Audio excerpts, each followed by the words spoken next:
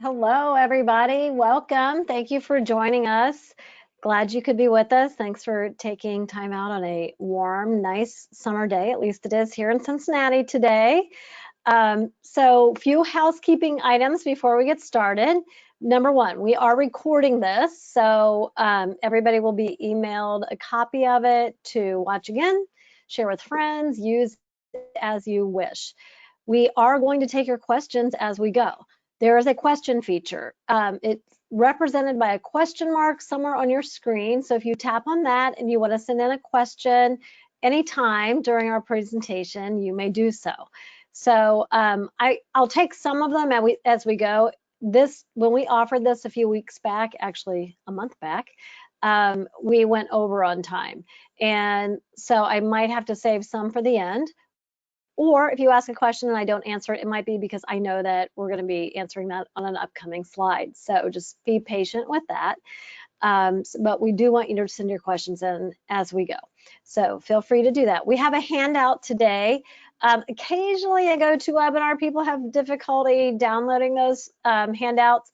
But if you just look at the handout feature, you should be able, I'm trying to see where it is on mine, you should be able to tap on that and download it.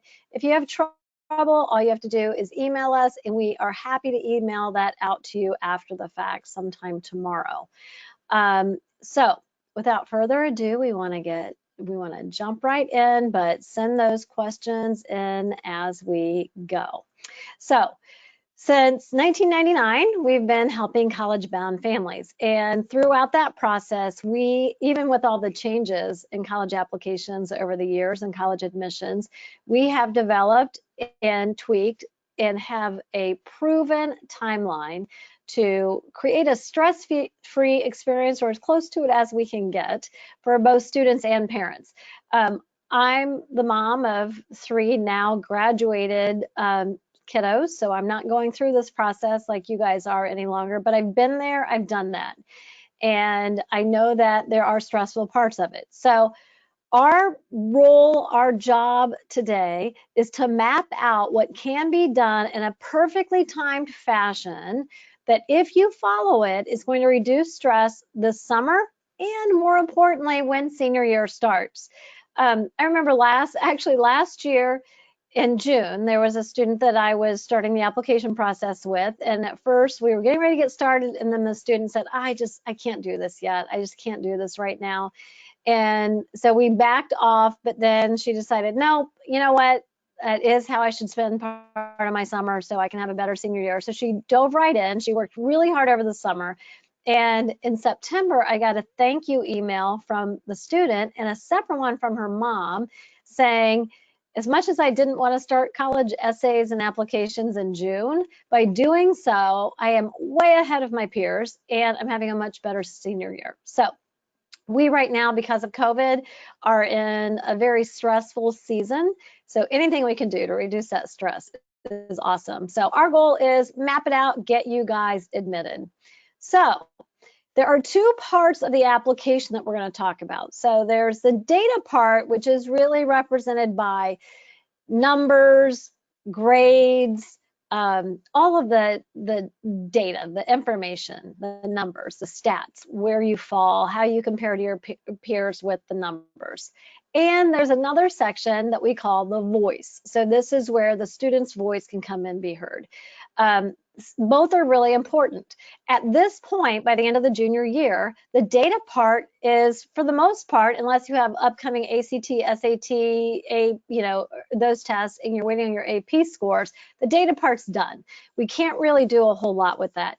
Every once in a while, I get a student who, in the senior year or going into the senior year, thinks that they're going to be able to show the college their first semester grades. And that's not really what they're asking for. There are some schools that will ask for that, but that is really just to show that you don't have senior slide, you're not slacking off in your senior year. But otherwise, your senior grades are not going to count. So they might be a check just to make sure you're not slacking off. But other than that, that's not going to impact your admission decision. So at this point, other than sending in the data, all we can do is control the voice. And this is a really key part. College admissions counselors tell all the time. I visit dozens and dozens of university campuses time and time again. I interact with these individuals in groups that I belong to. I read what they publish. I listen to podcasts. And they tell us that they want to get to know the student. They want to learn what they value. They want to learn how they've grown. They want to know their goals and aspirations. And so this is the voice part of the application that's really important, and it can be really hard to do too. So obviously, most of this the student has control over, but not the letters of recommendation, obviously. So our timeline to tackle these two different sections, the data and the voice, we really have two seasons of two maybe shifts, seasons, chapters that we're doing of college applications. So season 1 is going to be up into August 1st. So what happens is August 1st is the day every year, so not just for the class of 2021, August 1st is the day every year that college applications for the new application year go live. That means any new questions that are going to be in the application are available, and it's refreshed. So, but the applications are still available for us to work on up until that point. So August 1st is where we shift gears or turn from chapter 1 to chapter 2. And then we've got school start. So we've got June and July. August 1st hits, we shift gears, we start tackling different parts of the application process. Everybody has their start of school, and there are things that actually can't be done until after August 1st. So it's kind of like the pre-work and the post-work on either side of August 1st. The very hardest part, if you ask any senior that just graduated senior, or even older students, I'm sure they remember, the hardest part to tackle of their application process is what we call the essay, or on the Common App, it is called the personal statement. So the personal statement, in all likelihood, will be the hardest part for them. Now, if you are a student who's going to apply to a large number of highly selective universities, you're going to have a lot of additional essays to write in addition to this personal statement. And those are probably going to feel hard too. But I do find that by tackling this hardest part first, the voice of the personal statement, prior to August 1st, it should be completely finished before the application goes live. That would be my goal for everybody that's listening in today. Then it makes the process of the college-specific supplemental essays go much more smoothly and with much more confidence, because the students really grow and learn what these essays should look like. So this survey that we have up here, the dark blue, and I know the subtext is a little difficult to read, so I'll tell you guys what it says. So the largest part, this big blue section, this was a survey of 14,000 students who had just completed their application process. The largest part here, that literally is almost 50%, said the essays were the hardest part. Then it looks like about, a quarter or so said the ACT and the SAT testing were the hardest part. We're going to talk about, what's going on with test optional, ACT testing enhancements such as section retesting that comes this fall, and sending your scores to college a little bit later. Then the next part, and this part makes me sad, the green represents requesting your transcripts and your recommendation letters from your teachers. So that's really, other than making the request, that doesn't fall on the student, that falls on those individuals at the school to do. So the kids that were in the green, which look to be what, maybe like 20% or so, or 18%, those students probably had a teacher that they had to nag to get in their letter of recommendation. Maybe the transcript didn't get out in a timely fashion. They probably hit a bump on the road that maybe wasn't their problem if they got everything in time. And we're going to talk about when you request those. Then figuring out where to apply is the purple part. I'm not going to talk about that a whole lot tonight, but I will say if you still need assistance with that, we have seniors that I actually talked to two today that we're building a college list for them. They just don't have clarity on where they want to apply. And then finally, the small turquoise part was actually just filling out the application. So actually, the application part is the easiest part of the whole process. And we're going to tell you what parts you can get done prior to August 1st and what you have to do after August 1st as it relates to that. So let's talk first about the hardest part, the personal statement, or you might hear it called the essay.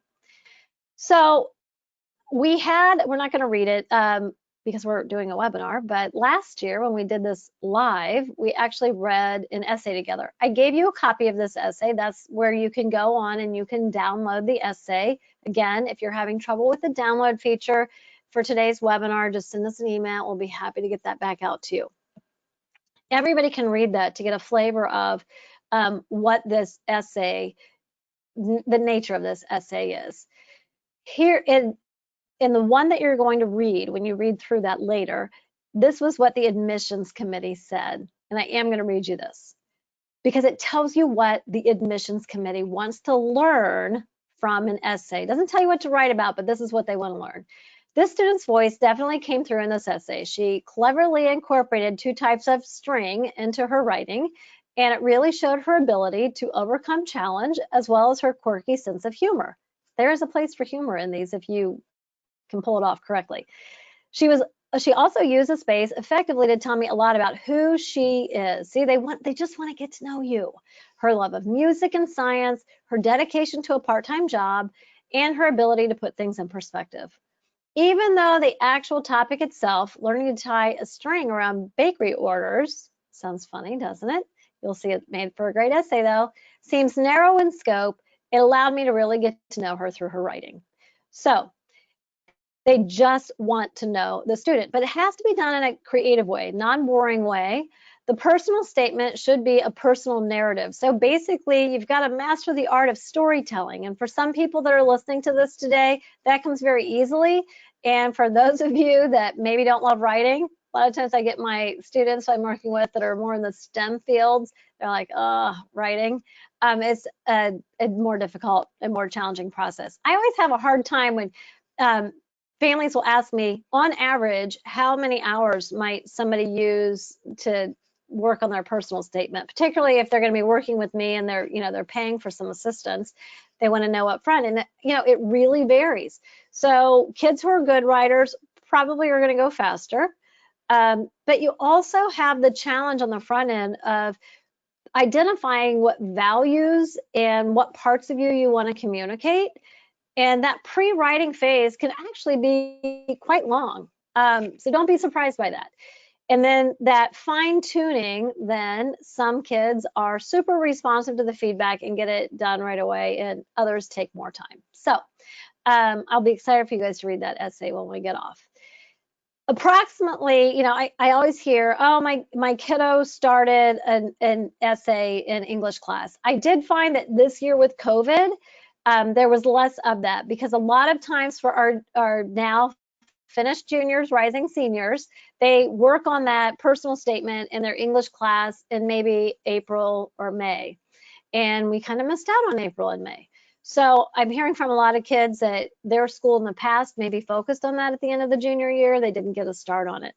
I think the biggest mistake that's made in English classes is the English instructors say, here's your prompt, and figure out which prompt you like the best. There's 7 to choose from, by the way, and then write an essay, tell a story. That kind of boxes the students in. Our advice at LEAP is we're going to help you find your story first, and then we want you to go ahead and figure out which prompt it fits later. So what you're going to see is prompt number 7 says, write on a topic of your choosing. So the student can really write about anything, and they don't have to be boxed in to a prompt. So my advice would be that the student finds out what they want to communicate, locates a personal narrative from at some point in their 16, 17, 18 years that they've been alive that really demonstrates that well, and then write a fantastic story. You'll find that stories that are written in first person present tense, full of action verbs, they make for the best story to read. So keep that in mind as you are reading the sample essay that I provided for you all. So I do find that a lot of times kids have to scrap what they started and then find, a new story that they want to tell. And that's okay. The student really is in charge here. So the student shouldn't be writing the story that I tell them to write, or someone on my team, or you as parents, or their friend or their sibling. They have to be comfortable and confident about what they want to demonstrate to the college. So really picking that topic with a little bit of guidance is up to the student. So there are certainly, we always try to avoid, besides being boring, obviously, we want to avoid cliche. I would say that the kid who didn't make the sports team but gosh darn it, it all turned out okay, feels cliche, not only to me, but colleges say that as well. So think outside the box, get creative. If you need help with that, we are here to help. New, and this was actually only announced last week. So when I gave this college application roadmap webinar at the end of April, this was not a thing. So that's why we like to continue to do and redo and freshen up what we're giving you guys, the information that we're giving you guys. So obviously for every one of us, kiddos, parents, all of us included, COVID's created some huge challenges and disruptions to our daily life. So what the colleges decided, so really this is basically the Common App responding to the colleges and to students to just say, hey, we're going to give you some space, up to 250 words, to describe if there's anything that you feel compelled to share as far as COVID and its effects on you and how it's impacted you. So let's talk about this for a few minutes. Like, should everybody use that? Should you not use it? What would you use it for? I've talked to a lot of colleagues. I've actually spent a lot of time over the last week thinking about this. I need to grab a cup of water. And discerning, like, should it be used? Because there's really, in the main application, not the individual college parts, but the main application, which I'm going to show you in just a few minutes, there are 3 opportunities now to write essays or storytell or share in your own words something. So number 1 is a personal statement that we just talked about. Number 2 is something called the additional information section, which we're going to talk about a little bit later.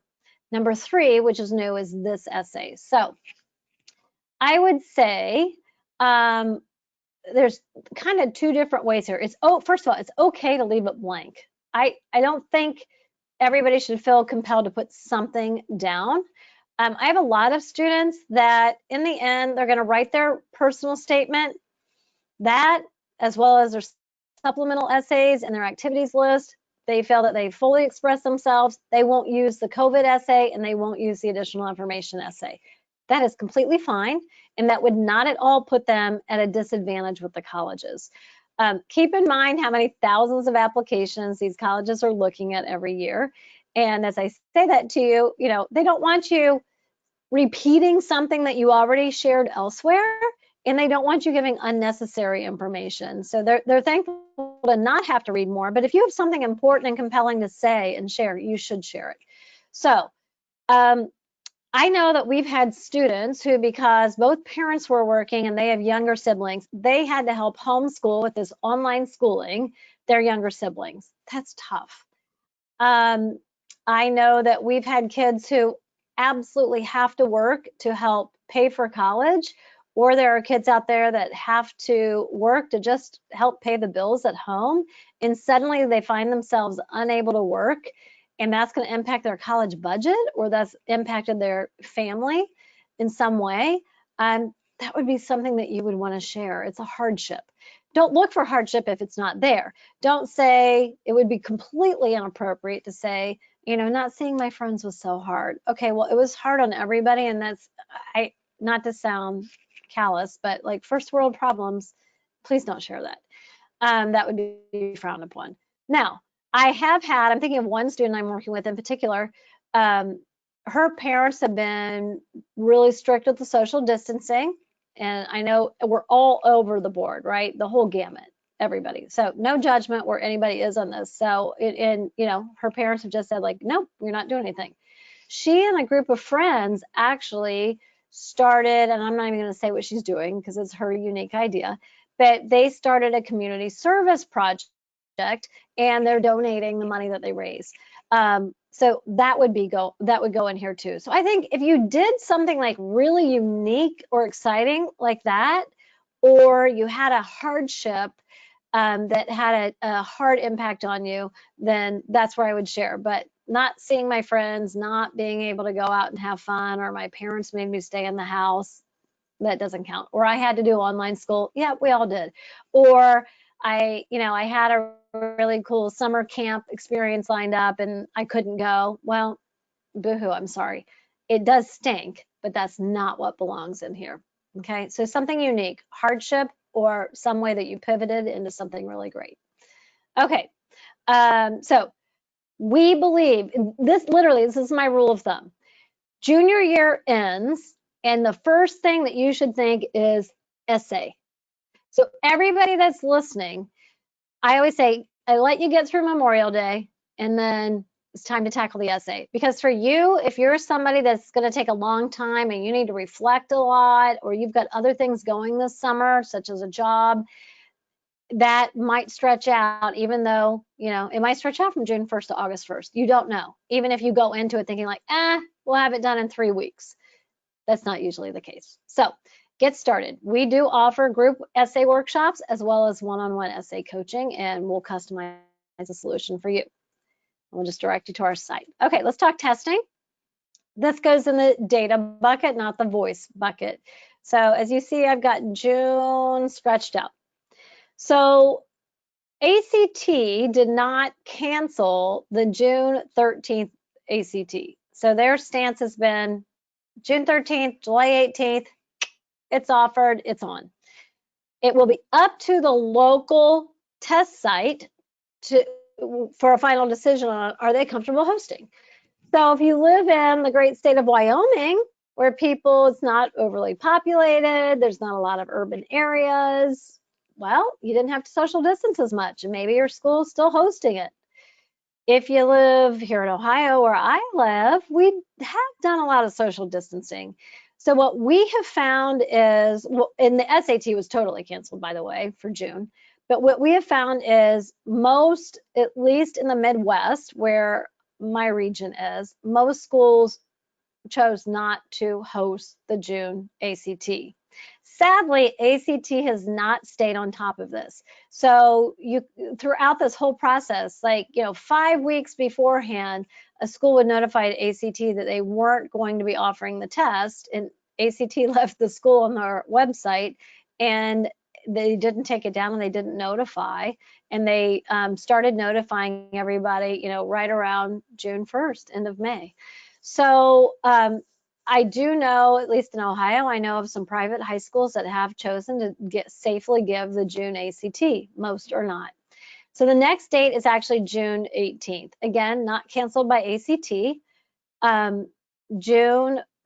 July feels far enough away that I think some people haven't made the call yet, but others have.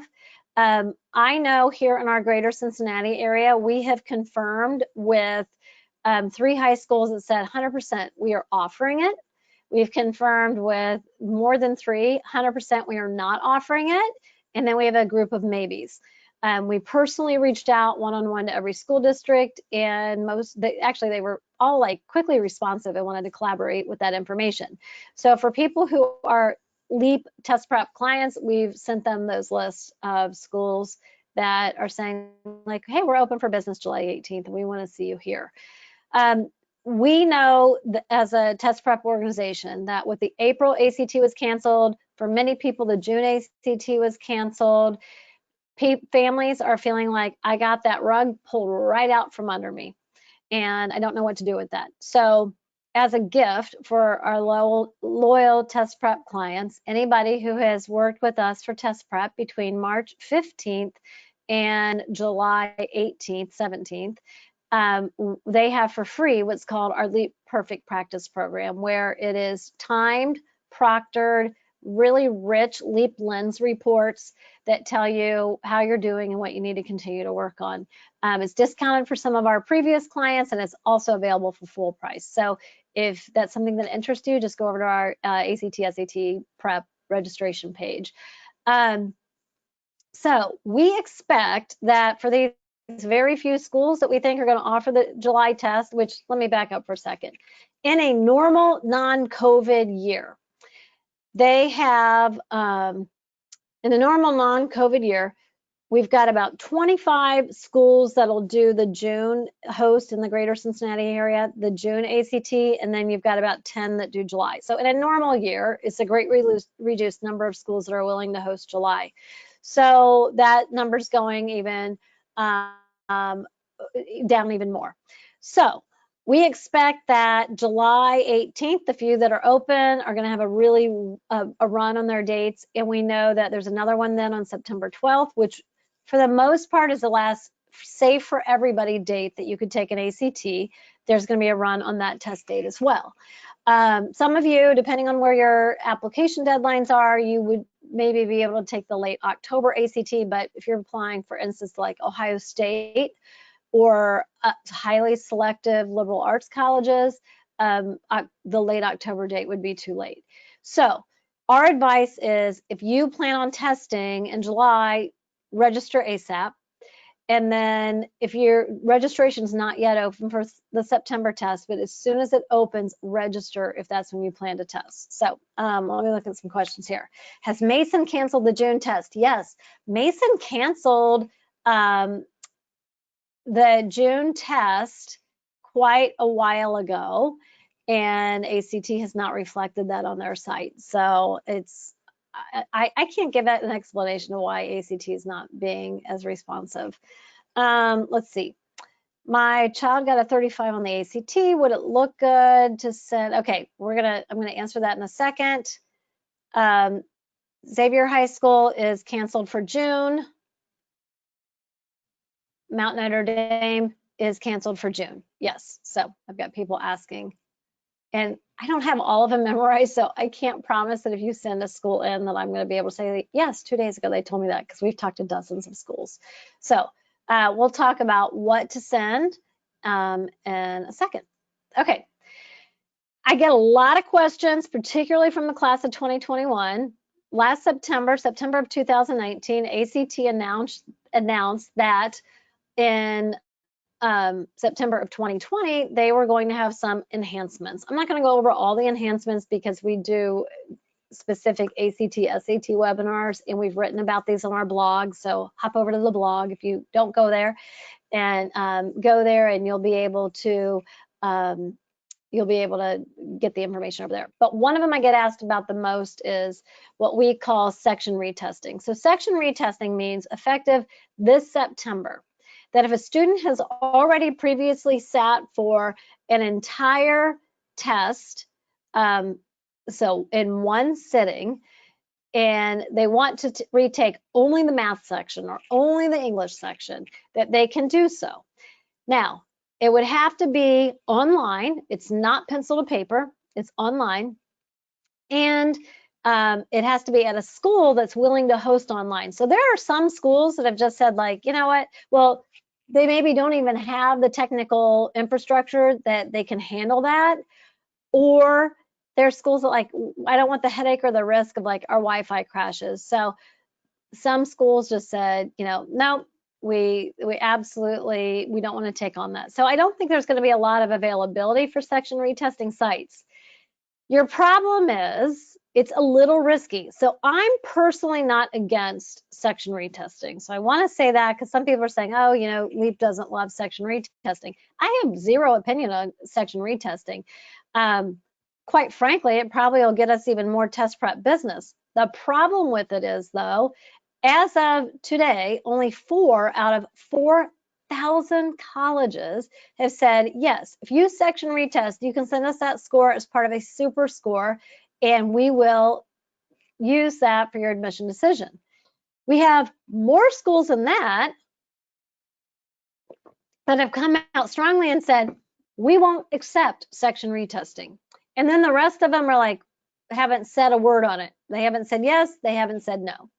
So my advice for the class of 2021 and probably 2022 is section retesting is unreliable, and it could end up closing doors for you. So if you're going to retest in September or October, just plan to take the entire ACT again so that you're not closing some of those doors. So that's probably one of our most popular questions right now about the ACT. Okay, So next one, test optional. Oh my gosh. And then I'm going to do test optional, then I'll take a few more of your questions, and then we're going to finish with sending your scores to colleges and super scores, and then hit the rest of the application. So test optional, you can read a lot more about it. I wrote a very detailed post in, I think, April on this move towards test optional. So there's a difference between test optional and test blind. So there are schools that historically have been test optional for a long time. And test optional simply means if you want to send your scores in, send them, and we will consider that as part of your admission decision. If you don't have favorable scores, or class of 2021 who had the rug pulled out from under them, if you haven't had an opportunity to test, then or your opportunities have been limited, then you don't need to send the scores in. We're not going to obligate you to do that because there's just been limited testing availability. So that's what test optional is. I had a family that I'm working very closely with. It's a Loveland High School female. She's at 33 on her ACT. We were really excited for her after she tested twice. She got her second one in on her state test, got a 33. I was talking to the mom in the last couple weeks, and she said, well, now that we don't send in test scores, and I said, no. So test optional doesn't mean don't send in your test scores. If your test scores, and college admissions officers say this all the time, if your test scores are at or above their average and they are a test optional school, you should send your test scores in. Don't leave them off your application, okay?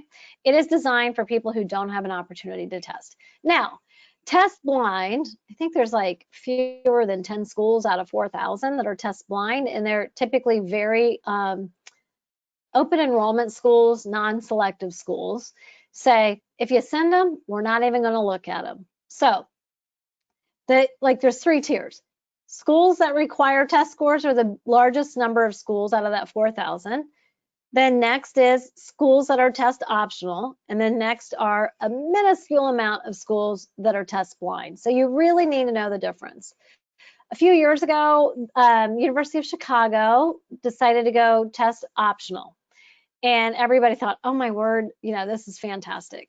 Well, as it ends up, and this is a quote from Chicago, this is not me, Chicago said still, even when they've gone test optional the past couple of years, 85 to 90% of their students send scores in anyway because it strengthens their application. Okay, if you don't send them in, they're assuming that you this year they'll assume you maybe didn't get to test. In years past, they would think that, well, you're not a good test taker, your scores aren't great. Okay. George Washington University, I recently heard them give, in early May, I heard them give a webinar, and they said, and they've been test optional for years and years and years, very long time. And on average, in an average year, about 70 to 75% of the students that apply to their university apply with test scores. So test optional does not mean don't send them. There are exceptions to test optional too. So nursing programs are almost never test optional. So if you're going to a 4-year university seeking a Bachelor of Science in Nursing BSN degree, you're not going to be test optional. Many schools aren't test optional for engineering. Somebody was trying to tell me the other day, I know that Ohio University is, test optional for nursing. I said, no, they're not. And because the person continued to argue with me, I just picked up the phone and they're like, no, we're not. Nursing students have to send them in. Homeschool students almost always have to send them in. International students almost always have to send them in. Some schools say we're test optional if your GPA is above a 3.0 or a 3.5 or whatever it might be. So read the fine print so that you've got all avenues open to yourself. And there's some schools that are test optional for admission, but they require test scores for their merit aid scholarships. So do your homework, send in scores. Most of you should be sending in scores. There are some schools then who have said for the class of 2021 only, not 2022, not transfers from the 2020, mid-year, for 1 year only, or we'll do a 2 or 3 year test drive, we'll be test optional, and then we'll make a decision. So do your homework, but test optional doesn't mean don't send your scores. Can you imagine that student with the 33 ACT not sending in her test scores, applying to competitive nursing programs? Absolutely not. Okay, let's take a quick break and answer some questions. Is St. Ursula Academy canceled? I don't think they were hosting, but they are not hosting in June. Mason canceled, so do we have to wait for ACT to send a note to register for July? I have not gotten a notice, which is a shame. You don't have to wait on them because you could go ahead and schedule for July right now. So what I would do is, if it were my child, if I still had kids in high school, I would probably just leave my June test alone. Do nothing with it right now. Don't touch it. Don't make a request, anything. And I would just register for the July test. So I would go ahead and I would register for the July test. And then when ACT finally reaches out to me, because that test date's only, 2 weeks away, then I would just say, you know what, give me a refund. So that's your option to ask for a refund. Okay, ACT.org just posted June sites. Oh, that have canceled today at 5:15 p.m. and it's 57 pages long. That is Julie Spack, who is one of my LEAP colleagues. She's amazing. Hi, Julie. So they finally posted at 5:15 today what schools are canceled. And as far as I know, in the greater Cincinnati area, the only one hosting is Baden High School. What I've also heard from people that have called ACT is they're not allowing a transfer over to the other locations. So I would just register for July.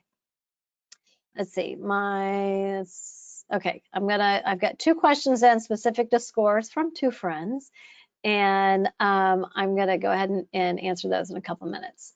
Okay, let's talk about super score. So just because you've tested multiple times does not mean you have a super score, so you need to do the math. Some schools accept what we call super score. So this is what super score is. If across my 2 tests or my 3 tests or my 4 tests, my English was my highest on my first one at a 26, I would send in that first score report with the 26. For this student, then on their second attempt, and this is an actual LEAP student, then they got their highest score in the other 3 areas of the test, right? So 26, 28, 30. What you do is you add up the total number of points. So 26, 26, 28, 30. That is 110. That's total point higher than either of the other 2. Divide by 4. And you get a 27.5. So for this LEAP student, that rounded up to a 28. That student has a super score. Do the math. It is $13 per test date per school per score report to send scores in. So this student right here, if they're, applying to one school, instead of just spending $13 to send in that second one, that school super scores like Miami University does, they would send in the first and the second. That's $26 to send the scores. And then college applications alone are, they start usually around $50 a school. So you need to think about that, okay? Okay, submitting official scores. And that's why I've got a couple of questions here that I've put off. Yep, Stephanie, I know that about that test site. Thank you. But thank you for sending that in. Let's talk about sending scores. And I'll take you through the 2 examples that my friends have sent in. So submitting official scores. You can submit now. If you go so my nursing student who's got the 33, she knows she's done testing. She already knows where she's applying. She actually started her essay in April, and it's more than halfway done. So good for her. I would go ahead and just send your scores. So you can submit them now. You go on the ACT website, you use your credit card, you put in the school code, and shoop, they're over. If you have a super score, you also have to check on the college website to see if the college super scores. There's no clearinghouse of who super scores, and ACT doesn't tell you who super scores. So you really need to think about that. Here's the deal. It does not matter what part of your application arrives at the college first. So if your scores come, now they start a file, okay? So if I'm applying, Lisa sends her ACT scores now in the summertime, starts my file, okay? If my letters of recommendation arrive next, fine. They're waiting on my transcript. They're waiting on my application. So once all of the pieces are in, then we've got a completed closed application, then it's ready for review. So it doesn't matter what order all of those different pieces come in. Now, there is a newer trend in sending scores, and then I'm going to take our examples. There's something called self-reporting. So what a self-reporting school says is you can report your ACT scores as a super score on the Common App. So going back to our previous one, they would put in their English score of a 26 from their first test, and then they would put in their math, reading, and science from their second attempt, and that would show their 28 super score, okay? So schools that allow self-reporting, they're saving you money. So our super score example, they just saved that family $26. So what they're saying is put your super score into your Common App, and we'll let you in or not let you in based on that set of scores. If in the spring we've accepted you and you decide to enroll here at our school, then you're going to have to, at that time, pay to send in your official scores.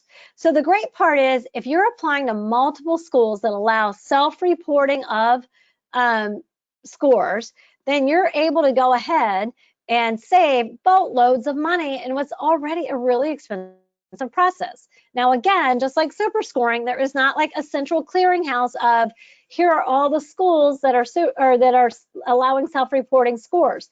Head over to the school's admission website, go to their testing policy, and that's where they would say that they allow self-reporting of scores. Okay, so you should look that up. So let's take two examples that were sent in. My child got a 35 on the ACT and a 1570 on the SAT. Would it look good to a college to send both sets of scores since consistently scoring high on both sets of tests, or it will not look any better than just sending one or the other? It won't look any better. So they're really just looking for one or the other. Since 2005, both the ACT and the SAT have been accepted on equal footing. So the colleges really don't have a preference. We as parents sometimes, I find, not me because this is what I do for a living, but a lot of times my clients that are parents, they remember the good old days that, I was in high school in the mid 80s taking these tests, and the Midwest schools in the country wanted ACT scores. And if you lived on the East or the West Coast, they wanted SAT scores. Julie, our colleague, leap colleague, who's on with us today, she's from the East. So SAT all the way. Now that doesn't matter. So just go with what your strongest score is. If they're equal, I wouldn't spend the extra money to send in more than I need to send in. Okay, here's another one. My son scored a 32 ACT, which, by the way, both of these, yay for your kiddos, 1 point away from scoring a 33. Would you have him take the ACT one more time to try for that 33 composite score? There's two ways I would look at that. And Diane, can you quickly just reply and let me know how many? I know he's already tested at least twice, so just send in how many times he tested. Okay, so sometimes if you have a school that they actually have their merit is on, like, they've got a grid of ranges, so they'll say if your ACTs between this and this and your GPA is a 3.5, then your award amount will be between this dollar figure and this dollar figure. And then the next one starts at, like, maybe it's a 28 to a 32 is the next scholarship tier. And that's one, that's an award level. And then the highest award level, if it starts at a 33, it might be worth taking it one more time to try to get to that 33. So that's where, for schools that actually have, like, oh, I was right. I do remember things sometimes. He had tested twice. So occasionally I'm right. So for the schools that actually take more of a slightly subjective, slightly objective approach to merit awards, so those ones that have the ranges and they have different tiers and they publish what those tiers are, look to see where that tier is. So if he is at a 32 and at one of his colleges, the highest award level doesn't start until a 33, I would try to talk them into taking it again, which leads me to the next point. My experience in 21 years is when kids are done testing, they're done testing. So even if Diane's able to convince her son, oh, you have to, I just almost said his name. Oh, you have to take it again because we're almost to that award level. And he's really digging his heels and like, I'm done. I have no more energy to give to testing. I found that you're kind of beating your head against the wall as a parent to try to force it. So I would like talk to your student about what their gut is, how much energy they have left.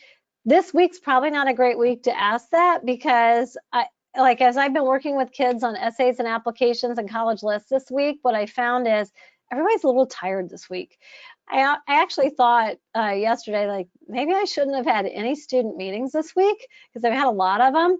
And with school AP exams just ended and kids are done with exams and online testing or school's just been exhausting. I thought, next year maybe we'll just totally take off the week of post Memorial Day, but we probably won't because it's a busy time. So maybe I'd have that conversation when your kiddo is well rested and not stressed out. Okay, moving right along. Now, what you all have been waiting for is let's talk actually about the application itself. So you can create your Common App if you haven't already. It is open. It's not open for the class of 2021 version, but it is open for the class of 2020 version, and you can begin doing that, okay? So it'll be open through approximately, July 28th or so. So what happens every year is a class of 2021 kiddo can start their application. Get tons of it done. I'm going to show you guys what can be done. So I would go ahead then and start your application and then work on it. And then about July 28th or so, bam, it closes off. And then on August 1st at midnight, everything that you put in there magically rolls over to the class of 2021 version, and it's all there with any new and additional changes, and you can go ahead and finish it up. So what we're looking at here, if you look at the screen, first of all, not everything can be completed. So here's a great example. Last week, they announced the COVID essay that we talked about earlier. You might log into your Common App and go like, well, where's that question that Lisa was talking about? It won't appear in the application until August 1st, okay? So anything that's a new question or revised wording on a question won't appear until August 1st because you are working in the class of 2020's application, but that's okay. So let's look at what can be completed. So when you log in, this is a screenshot of the Common App. Everything under this like Common App tab is what can be completed, okay? So you're working under that app. You don't want to, and this would be like, oh my gosh, such a waste of time, and your kid would be so upset, and they would be upset with you and themselves and the whole world. There would be crying and gnashing of teeth. Do not work in the My Colleges tab. I'm going to say it again. Don't work in the My Colleges tab. Here's why. That's where most changes are going to take place, and what you put in is not going to hold, okay? Even my students who I'm working with, and I'm like the project manager for their application process, essays and applications, they have to go into the My Colleges tab and add me as an advisor, and on August 1st, when they go ahead and they log back in, I will no longer be an advisor in their application. They will have to re-add me. So, college supplemental essays, for most colleges, they change year after year. There are a few colleges, University of Michigan's one, they tend to recycle their supplemental essays, but don't quote me on it because this could be the year that they decide to change them. University of Cincinnati, here locally, they always have one supplemental essay question, and every single year it's different, and they will never reveal what it is until August every year. So, don't work in that section because it will be a total waste of time. So stay under the Common App tab that I circled there first. So first two things that you can do, profile and family. So when you were born probably isn't going to change. Who your parents are probably isn't going to change. who your siblings are and when they were born probably isn't going to change. Ha ha ha. So go in there and fill out all that personal information about yourself, your family. What's your first language? What's your citizenship? What state were you born in? What do your parents do for a living? Where did your parents go to college? Which, by the way, parents, everybody tell your kid where you went to school, what year you graduated, what degree you earned. And if you have multiple degrees, so you have a master's degree or a PhD, or you went to law school or medical school, you got to give them all of that too. I would say that I don't think I've ever met or worked with a student on their applications that they were able to correctly answer all the questions related to their parents' education and post high school education. And a lot of them have a really hard time describing what you do for a living. So have that conversation with your kiddos. That's the section that it goes in. It always kind of cracks me up when we have a good laugh about it. Not a judgment laugh, but just it's funny, it's cute. So you can complete both of those sections, and those two sections are so easy, other than where your parents went to college. You probably can do it while they're watching YouTube or Netflix, because we all know they are. Okay. Next section. You have to skip. Do you see what I just skipped there? I skipped that education section. Why did I skip it?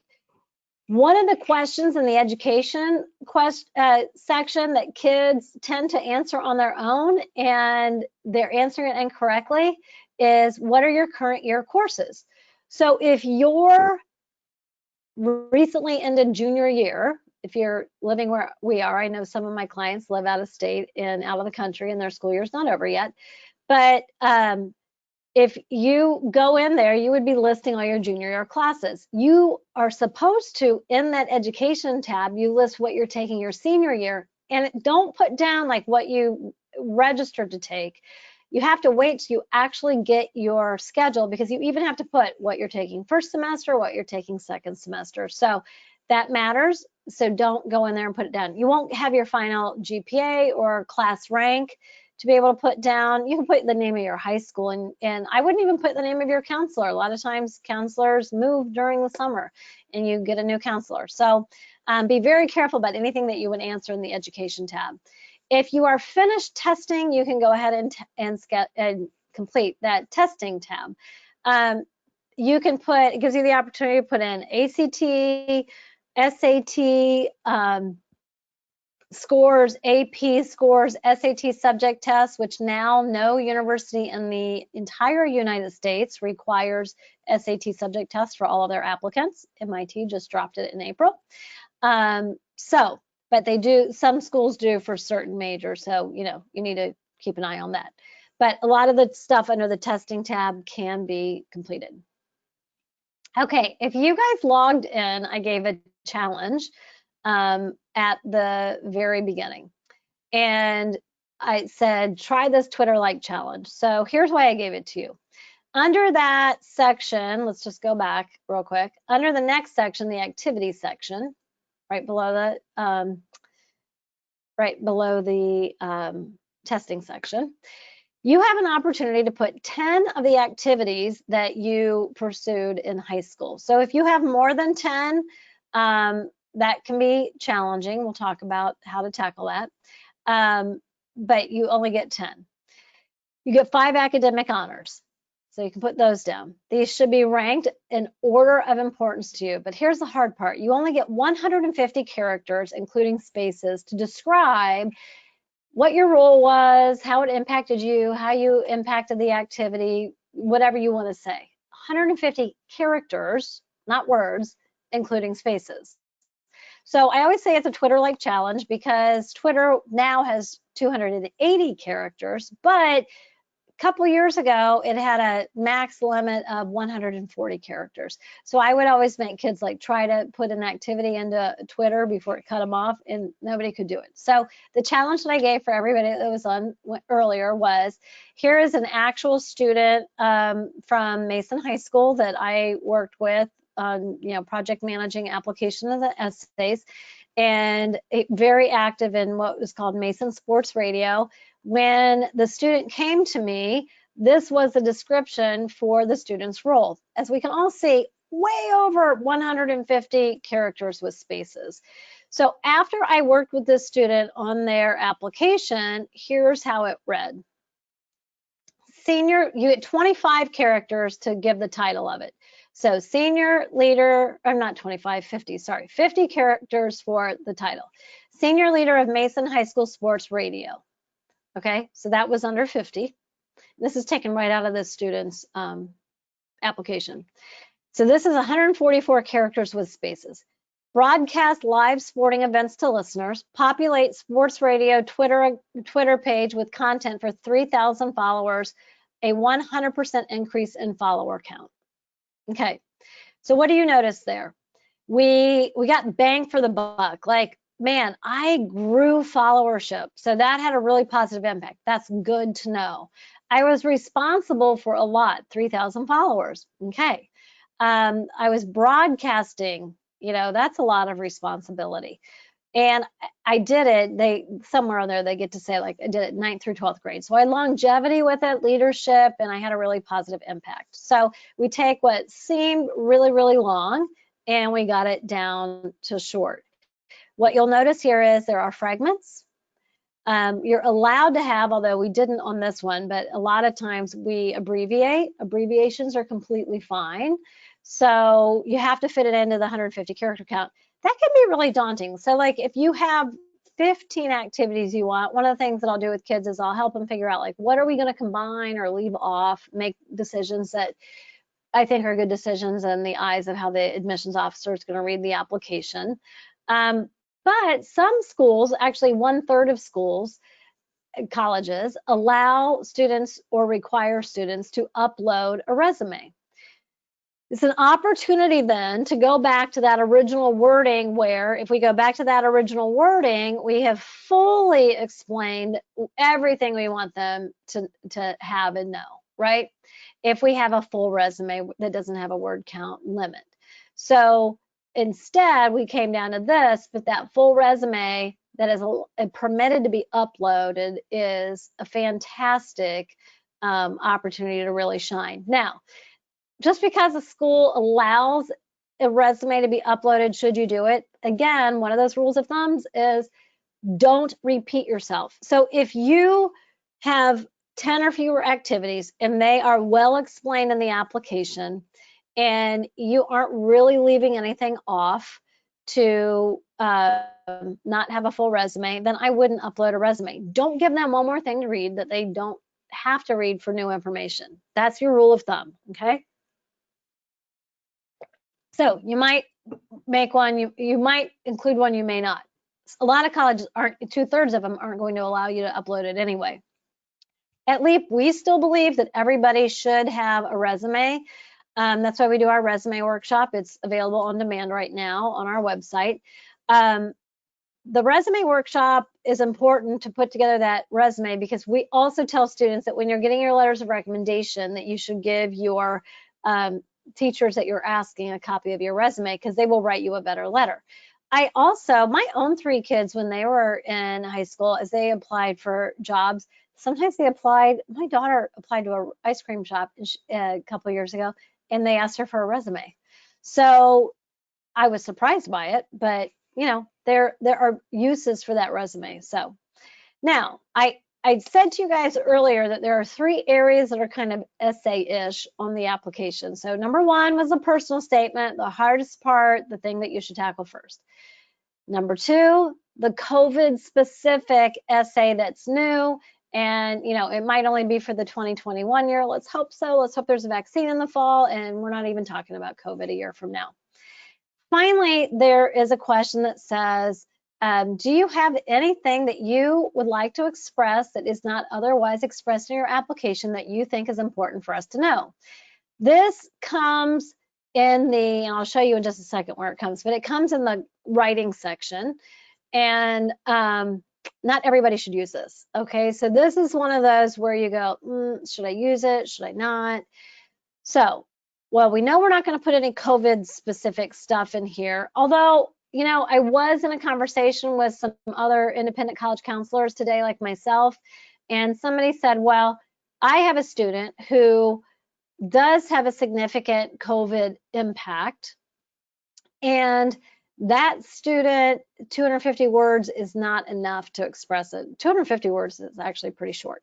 So as we all kind of colleagues were collaborating on this discussion, I think we all landed on, well, if a student has something COVID specific to share, but really needs more than 250 words, but they don't want it to be their personal statement because they don't want to be defined by it. The personal statement's what defines you. Then it probably would go over here under the additional information section. Okay. Let's say that you had something COVID to share that you're not going to put in your personal statement because you don't want to be defined by it. You want to be something different or more than COVID. So you've got your personal statement, 250 words is enough, and you really don't have anything else that you need to share. I would leave this additional information section blank. I would not use it. So there was one year, this is years ago, like this student of mine is married and with a child now. Her mom was diagnosed with cancer in like March of her freshman year. Grades dipped. And then her mom kind of was doing okay. Grades were, a little bit better, like in the fall of her sophomore year. Mom dies in February of her sophomore year. Big dip again. And then slowly after that, she slowly started to eke out, and she got some help, and she got lots of therapy and lots of help and had a lot of people supporting her. And it turned out okay. So we shared that in that space. Okay. I've had students with late diagnosis of ADHD or a learning disability, and finally in the junior year, they got a diagnosis and they got accommodations or assistance. That would be a great place to put it. Special family circumstances. This might be where if, let's say that you have all your activities filled out, but you have a lot of responsibility to help support your younger siblings and care for them, where you maybe have a single parent household and that parent is working. That would be something that you would put in here. I had a student who had 4 heart surgeries. Again, she's older now, but 4 heart surgeries when she was in high school. Every time she went into the hospital, you would see a transcript dipped. So that needed to be explained. So I'm going to take a few questions real quick. Okay, what do you mean by special educational circumstances in this section? Additional information? Yeah, so if you've already expressed somewhere else that you are on an IEP or a 504 for whatever's specific, or you have diabetes and you want that shared. Some people don't want that shared. This would be a place to put it. You don't have to put it though. Like if you're already identified on your transcript because you're in the resource room and they know you're on an IEP or a 504 and your grades are great and your test scores are great and you don't really think that you're doing great and you really don't have anything extra to share about it, then don't feel compelled to fill this section out. Lots of people leave it blank. Let's see. I'm going to come back to a lot of these. Okay, I'm going to come back to the rest of these. So let's keep going. Now, let me show you where this stuff, what happens when you start to work. See these green check marks over there next to profile, family, testing activities, writing, courses, and grades? When a check mark will appear when the section is complete. So for instance, what you have here on the screen, that profile section, so, over here in the white area, this area is all of the subsections under the profile section. And you'll see that each of the subsections get a check mark next to them when complete. And then when the entire section is complete, you get the green check mark next to the word profile. And then same thing in family. So there are subsections to the family questions.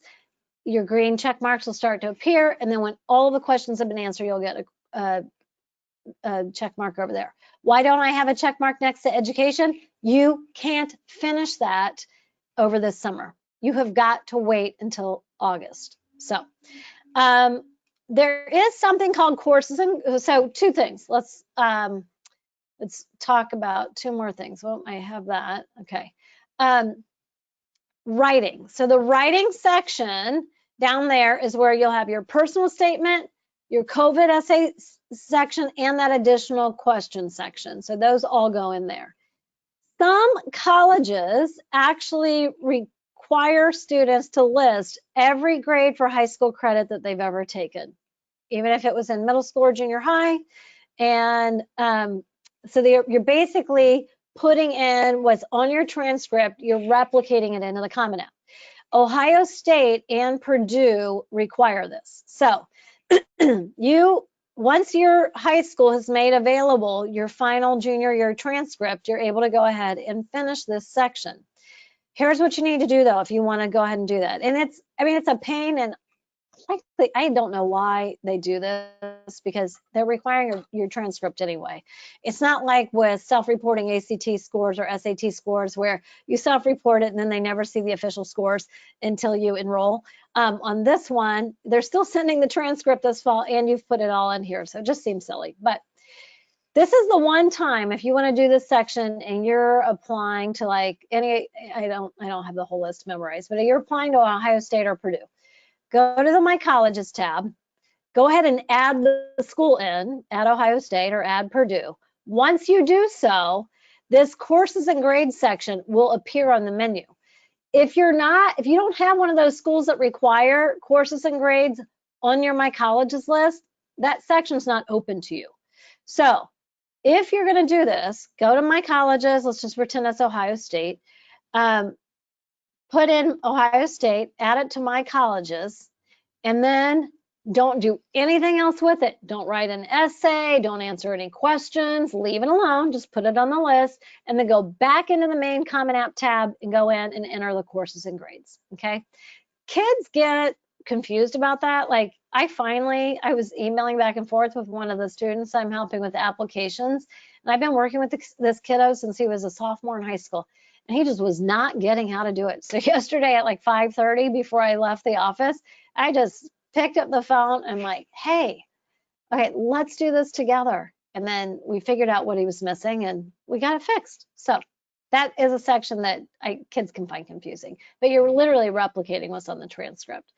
So this is everything we've done up until August 1st. So do you see how much can be done by August 1st? By doing it now, especially in a summer where we can't do nearly as much as we used to be able to do, get it done now and you're gonna have a much more enjoyable fall. So what's gonna happen is between August 1st and when school starts, there's still a chunk. You've got a couple, 2-3 weeks, depending on when your school starts, or if you're one of those schools that doesn't start until after Labor Day, oh my gosh, that's dreamy. That's what it was like when I was a kid. You could have anywhere from 2 weeks up to about a month before to work on this other stuff. So what should you do between August 1st and when you start school? If there are new questions that are in the Common App for your year, so the new app will be the 2021 app for the class of 2021, then go ahead and answer those. So that's where if you've written your COVID essay in a Word doc or a Google Doc, you'll just copy it out of that document and go paste it in, because you wouldn't have been able to do that before. Once your school sends out your senior schedule, oh my word, who knows if that's going to be online or in person or some blended, who knows.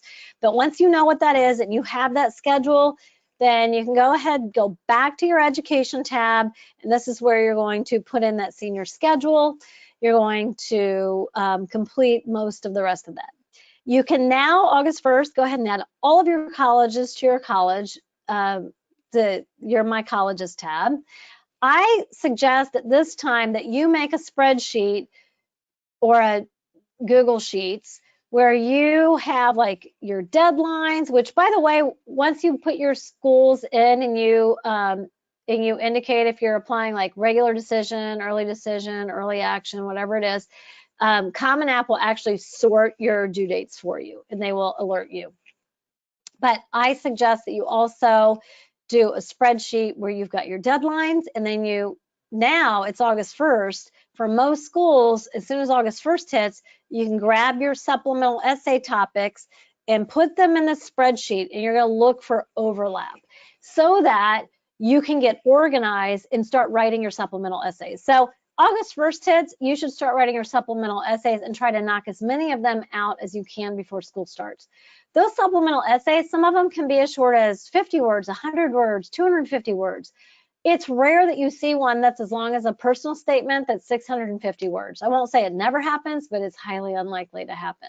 So these are going to go faster. The other cool part is there is overlap. So commonly, you know, multiple colleges will ask, what do you, basically their version of, what do you want to be when you grow up and why? So what major, why our program, whatever. Another one that's common to be repeated is, what's your favorite activity and what do you love about it, or why? So, you know, that one, a few years ago, I had a kid who had to write 3 different versions of that of varying lengths, but you write the first one, you write the longest one, and then you just start tweaking it and paring it down to the shorter versions, and there you go. So we were repurposing essays for supplemental essays, which was fantastic. You also want to, so you look for overlap, and then you just kind of look for your deadlines, and then tackle the hardest ones first. That's what I always suggest that you do. So we do have questions, and I'm going to take questions here in a sec because we're getting towards the end of my slides. So now we've worked from August 1st till when school starts on any new questions in the application and supplemental essays. I'm not going to pretend like, especially for students who apply to a lot of selective schools that have a lot of essays, you're not probably going to be done with your supplemental essays by the time school starts. If you only have 1 or 2, you maybe will be. Some students are going to be writing, you know, into September or October. So school starts. What do you do when school starts? Every high school will have a senior meeting. So I think I just inhaled water. So what happens at the senior meeting? Most of the time it's for seniors at school. They may have a parent version of it. Sometimes they do, sometimes they don't. They are going to tell you in that meeting how they want you to request your transcript and how they want you to request your recommendation letters from your teachers. Now, this is the one thing that varies tremendously from school to school. I can tell you with all of the students, with all the different schools that they attend that I'm working with personally, I don't think any 2 schools handle it exactly the same. So this is where I don't give a lot of advice. I just say, like, follow the rules, cross your T's, dot the I's exactly how they tell you to, so that everything's getting done in time. Now, what I will tell you is common is that colleges, high schools will typically say we need at least a 2-week turnaround time. Your high school might say I need a 3-week turnaround time. What does that mean? It means if you have a November 1st deadline for your application to be at the college, and we told you our school counseling office needs 2 weeks to turn around your transcript request, that means that however they told you to request that, whether it's online, handing in a piece of paper, whatever it is, then that needs to be done by October 15th. Some schools, and this is very common also, say to students, you can't request your transcript until you've hit submit on your application in the Common App or on the college's website, wherever you're applying. Now, they can't really check up on that, but on your honor, so let's just say you're applying to Ohio State and your school has a 2-week turnaround window for transcripts. So you can't then, it's not like you're applying up until November 1st. You have had to have submitted your application by October 15th, so the school can then turn around the transcript and get it to the college on time. Okay? So your deadlines really are earlier than you think they are. That's for sure. So you're also going to have to keep writing during this time. Why do colleges or why do high schools have this 2-week rule, or you have to apply before they'll send it? It takes them time and money to send out transcripts, and so they don't want to send transcripts to schools that you ultimately aren't applying to. Okay, so during that time, it's still going to be busy, but those of you who get all those other pieces done over the summer, you're going to be sitting pretty as compared to your friends. So, okay, I'm going to take questions now. We're doing pretty good on time. Good job, everybody. Okay, I'm going to make this a little bit bigger, and I probably have to turn on or put my glasses on. So send in your questions if you would like to. Okay, campus visits are, I want to just say like hi to all my friends. We have like well over 100 people on, and I keep having friends on, so thank you for coming. So Jenny, campus visits are all canceled at the moment, but play an important role in acceptance. Should we make sure virtual visits are scheduled or hold off until restrictions are lifted? I would do both. I don't think that we can count on universities being open for visitors in the fall. I've been attending a lot of, webinars by the colleges, and I'm going to tell you one thing that they've said that they've learned is that they're doing a good job being effective with virtual visits, but they also welcome like your emails in the admissions office, or tweet a question at them if you want to learn something.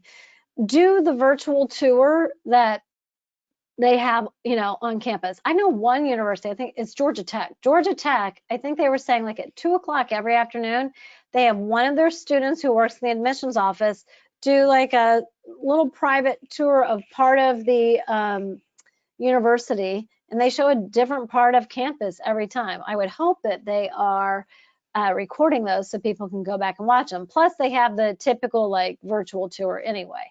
So I would take advantage of those in case you can't get on campus. One of the things that we're seeing with the colleges right now, and it's becoming more common, so they're desperate to be in person in the fall. Why is that? Because it's going to be it's already a financial disaster. It's going to be more of a financial disaster if they can't have students on campus. They need, room and board's a lot of their revenue. So they got to get these kiddos in there. So, but I could see them saying like, they're not going to do visits. Now, as you think about them going back, a lot of them, IU just announced they're going to go back August 24th, and this was announced like today. So they're going to go back August 24th, and they're going to be in person, and students will be in single room dorms unless they request to have a roommate.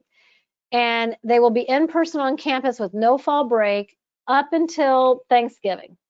At Thanksgiving, everybody goes home and nobody's allowed back on campus until February 8th. In that time, there's going to be a variety of online things available. So in December, after Thanksgiving, you might still have to finish up some online work for your in-person classes that you had been in the fall. There are going to be some classes that'll just be offered, December, January, or December only, or January only. Spring semester will actually start in January, but it will start online. And then on February 8th, everybody will come back to campus. There will be no spring break, and then they'll let out in May. So they're adjusting their calendars. They want students on campus. They want you to visit.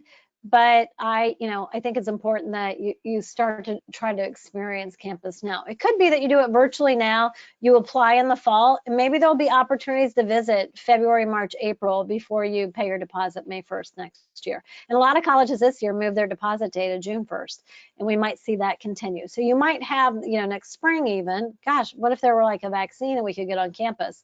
So we just have to virtually figure out if we're going to apply, and then we're able to go ahead and visit next spring. So that's a very real possibility. But and there's in our world, there's something called a stealth applicant. And so in the words of a college, a stealth applicant is a student who the college knew nothing about until they sent their application in. They never sent in ACT scores. They never did a visit. They never followed them on Twitter and sent them a question. They never emailed them. And some colleges who value highly demonstrated interest They don't like stealth applicants. They would, if they have one seat left and one student says stealth applicant and the other student demonstrated interest by sending emails, like not, you don't even have to visit campus, sending emails, getting on their actual mailing list, following them on Twitter, engaging with the school, they will give that last seat to the kid who demonstrated interest. That's not for all colleges, but it's for a lot of colleges. So, okay, let's look at the other questions that are coming in. Xavier University is doing individual tours for families now, but currently it is only for the class of 2020 students who haven't gotten to visit campus yet. So Kim, thank you for letting us know that. And this is where, like, it's a moving target, right? It's changing every day, so keep checking. Some of you are going to be comfortable with going and doing an individual tour, and others of you aren't going to want to do an individual tour yet. That's okay. Do what's right for your family. Where would we find the college-specific extra essay and question topics? They will be in the Common App after August 1st. Now, like University of Michigan, which is known for recycling their supplemental essays, I just email them. I don't know if they would reply to a parent or if they always reply to me because I'm, you know, an admissions person, a counselor, but they every July say, yep, that's what we're going to do again. But I ask other schools, they'll say, we don't know, or they'll say, you'll find out August 1st when everybody else finds out. So where you can count on them being is in the Common App. There are some schools, even on August 1st, you know that they're going to have supplemental essays, but they're not listed in there until much later in August or even September. I had a girl last year that one of her colleges did not release supplemental essay topics until September. It was a huge bummer. When can I register for the September ACT? And they have said that it's always been July. I'm hoping they move that up, but if they stick with what they've always done, that will be available, Alex, in July.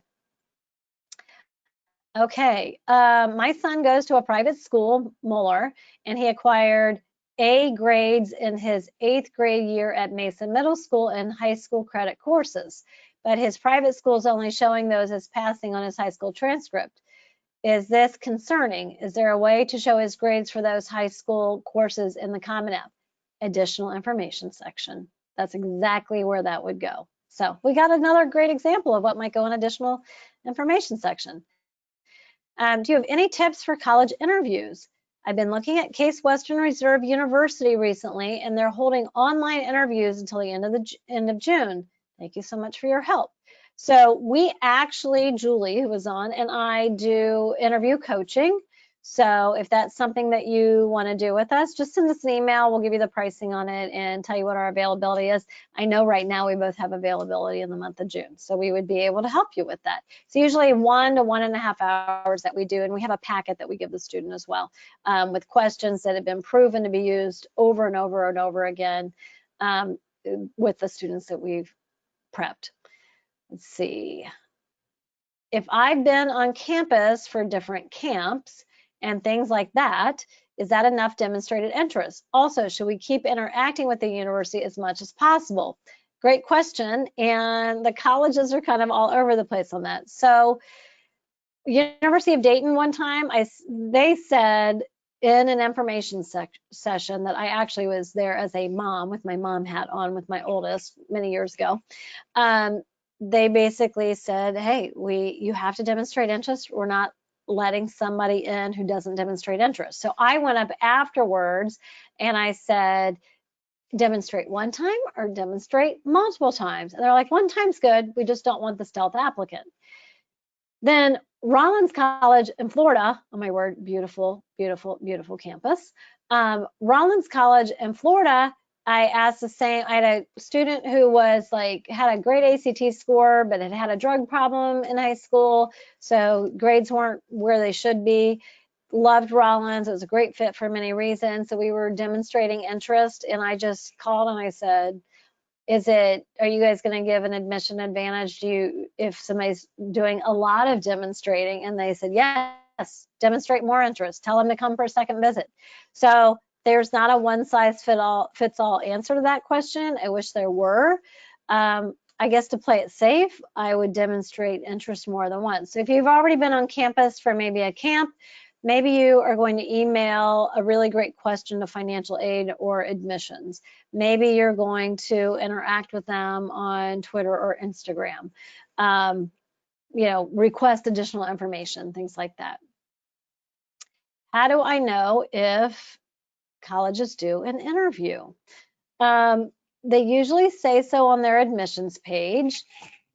Typically, so what CASE is doing, I've not, I think that's very COVID-ish because I've not heard of them ever doing that before. Interviews typically are during the senior year and they're by invitation only. Or they're either by invitation only or they'll have on the admissions page, we're offering interviews, click here to sign up or indicate that you would like one. So again, that's where you would go to the admissions page. I will say this,